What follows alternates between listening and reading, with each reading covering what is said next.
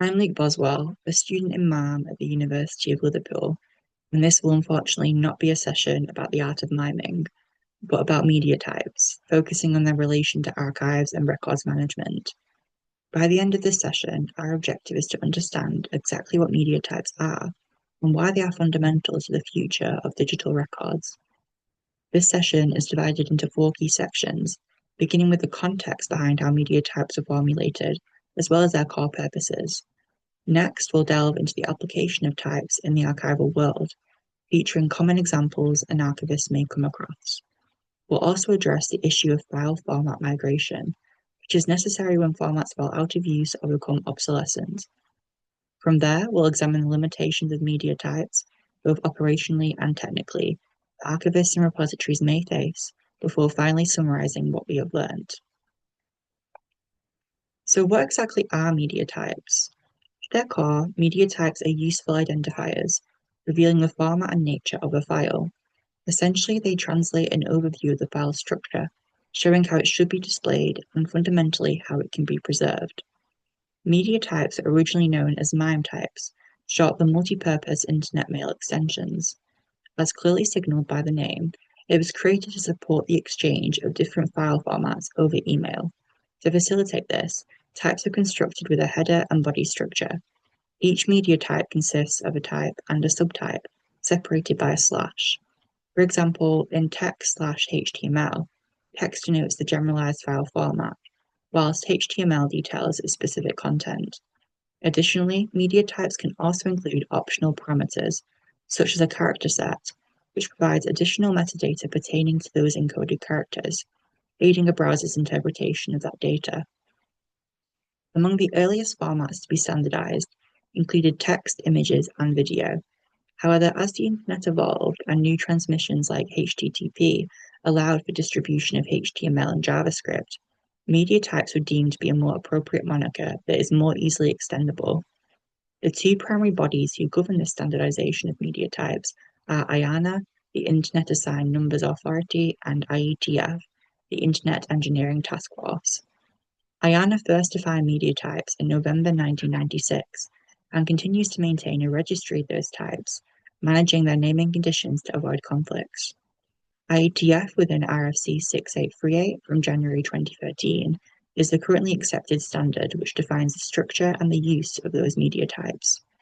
As detailed within the standards, media types are formed of trees, which classify their use. An example of this can be seen on the bottom of this slide. Now, we should consider the usage of media types by archives and how they can be applied. As younger generations increasingly maintain a digital rather than a physical archive, the future of the archival field must adapt to stay ahead of this shift. This means that archivists should become digitally literate and aware of the most common formats encountered in born digital collections to be prepared for their handling. Text/HTML may appear in relation to emails, meeting minutes, written personal histories, or in legal documents. Image/GIF may cover communication via social media or email signatures with images, which contain business logos or employee images. Audio/MPEG can relate to recorded oral histories, podcasts, or music. Video/MPEG could refer to the recorded video counterpart to the audio of the oral history, as well as documentary archives. Although these are the most encountered by archives, rarer media types like software-specific material, akin to this PowerPoint, may require the outside assistance of a digital preservation specialist. Understanding a file's media type then allows archivists to anticipate what preservation methods may be needed prior to the full appraisal. In turn, this helps repositories make informed decisions about whether to accept or decline material based on their capabilities or their criteria. Also of key importance is the issue of migration, which the Digital Preservation Coalition states can be facilitated by media types. By identifying a file's contents and referencing the appropriate media type, archivists can ensure that metadata is preserved and that no essential code or structure is lost during format migration. Here, IANA is a valuable resource in the process, as its media type registry finds how files should be designated, helping ensure preservation and smooth migration. Without attaching accurate media type identifiers, It is far more difficult to comprehend data and plan for long-term preservation. As media types are ever-changing and often fluctuate in their popularity, computer scientist Nathaniel Borenstein has noted that their applicability has far broader potential range. Arguably, archivists are at the forefront of its development, holding the key to generating more appropriate and specific media types for the future. They can then be submitted to IANA for consideration.